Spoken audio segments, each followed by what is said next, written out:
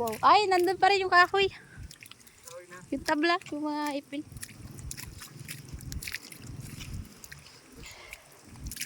This is the aftermath of Tino. Ha? Ah, matindi.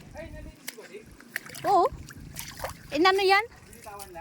Ay, yung bumba. Okay pa rin. Ay, kinakain yung pabo? Hala, gutom yan. Oh no, balik.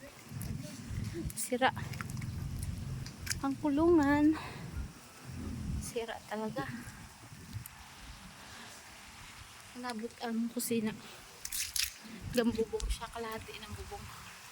Ibig sabihin, mga 2 tao, 3 tao. Yung bomba. Grabe ang damol. Hala ka. What happened? Ano yung tubig? Hanggang doon. Hala, si Badik. Pinakabuti ang nyug hindi natumba. Lakas ang hangin. Ay, ito patay oh, pabo. Hala. Basta. Ito pa. Ay, 3. Lunod talaga mga hayop. Ito. Ay, ubos oh. Lubog. Ay, ito manok. Yan. Ay, laki. Ah, grabe guys. Ah, buhangin. Ito buhangin. Yan, bahay ng ate ko. Ubos. Kulungan ng itik. Ito. Ayan. Kape. Ay, hindi rin nasira ang tulay patawid sa kabila. Ay, grabe yung buhangin. Ito. Ang buhangin, no? Nakatambak. Yung solar, i-check kung ano. Buksan mo yan, mabuksan yan yung harap. Yung? Ay, kalahati ng bahay. Yan, ganyan yung. Daming patay na hayop.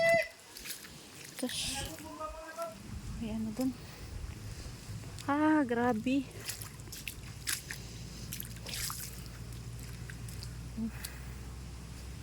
Mga ano. Sira talaga. Mga 2 tao siguro to.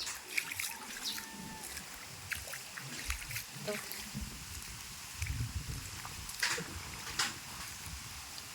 Si Badik. Yung? Badik-badik. Grabe talaga oh.